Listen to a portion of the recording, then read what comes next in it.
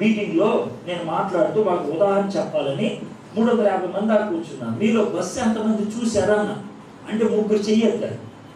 అంటే 350 మందిలో బస్సు చూసిన వాళ్ళు ముగ్గురే, మిగిలిన వాళ్ళు అసలు బస్సు కూడా చూడాలి. అంటే ఆ ఊర్లో ఎవ్వరూ బస్సు ఎక్కలేదు, ఎవ్వరూ ఎక్కలేదు అన్న. చాలా మారుమూల ప్రాంతాల్లో ఉంటుంది అన్నమాట అది. అయితే అందరూ కూడా విశ్వాసలే, మొత్తం అందరూ కూడా విశ్వాసలే, మొత్తం అందరూ కూడా యేసు ప్రభువుని ఆరాధిస్తారు. ఆ పాస్టర్ గారిని, ఆయన పేరు స్టీఫెన్ గారు, ఆయన అడిగాడు, సార్ ఇంత మారుమూల గ్రామంలో ఇలాంటి ప్రదేశంలో వీళ్ళకి అసలు బస్సు కూడా తెలియదు, వీళ్ళందరూ విశ్వాసులు ఎలా అయిపోయారు సార్ అని అన్నా. అని అంటే చెప్తాను సార్ అన్నాడు. నేను 11 సంవత్సరాల నుంచి ఇక్కడికి వస్తాను సార్ పరిచయం చేయడానికి. మొదటి 3 సంవత్సరాల్లో 11 మంది మారు మనసు పొందారు. మొదటి 3 సంవత్సరాల్లో 11 మంది మారు మనసు పొందారు. ఈ 11 మందిలో 2 యవనస్తులు, ఒక యవన అబ్బాయి, ఒక యవన అమ్మాయి. నేను అనుకున్నాను వీళ్ళిద్దరికి మొదటి క్రైస్తవ వివాహం చేద్దాం అనుకొని ప్రకటించాను.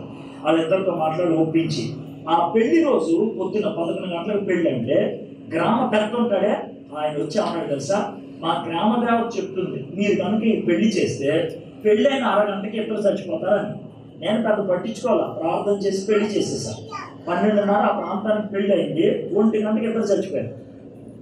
పెళ్లి కొడుకు పెళ్లి కూతురు చచ్చిపోయారు. ఇక ఊర్లో వాళ్ళంతా కూడా వ్యాపారులు పట్టుకొని మా గ్రామ దేవత గొప్పది, మా గ్రామ దేవత గొప్పది, మా గ్రామ దేవతే వీళ్ళని చెప్పింది ముందు అని గట్టిగా అరుచుకుంటా చేస్తా ఉన్నాను. ఇక నాకేం చేయాలో అర్థం కాదు.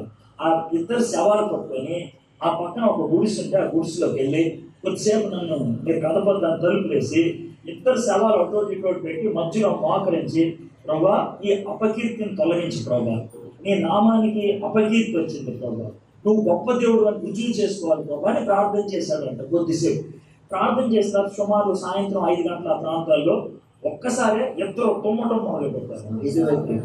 తుమ్మితే అప్పుడు చూశారంట వాళ్ళు బతుకున్నారు. వాళ్ళని తీసుకొని బయటకు వచ్చాడు. విషయం ఏంటో చెప్తాను. వీళ్ళు ముగ్గురు ఆ గది నుంచి బయటకు వస్తుంటే గ్రామ పెద్ద చూసి ఎలాగ ఆశ్చర్యపోయి అప్పుడు అన్నాడంట, అందరూ అరుస్తుంటే ఆగండి అని అన్నాడంట, అరే మన గ్రామ దేవత బతుకున్న వాళ్ళని చంపేస్తుంది కదా, కానీ వీళ్ళ దేవుడు చచ్చిపోయిన వాళ్ళని కూడా బతికించగలరు.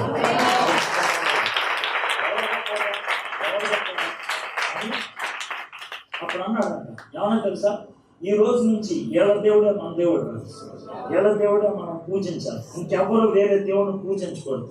ఎప్పుడైతే గ్రామ పెద్ద ఆ మాట చెప్పారో ఊర్లో ఉన్న వాళ్ళంతా ఆ రోజు యేసు ప్రభువుని అంగీకరించారు. అయితే మీకు ఈ మాట ఎందుకు చెప్పాను తెలుసా, గ్రామానికి వారానికి ఒక్కసారి ఒక పాస్టర్ గారు వెళ్ళి ప్రార్థన చేస్తే గ్రామం అంతా మారిందే. ఈ ఊర్లో మీరు బతుకుతున్నారు, ఈ ఊర్లో మీరు జీవిస్తున్నారు, ఈ ఊరు కోసం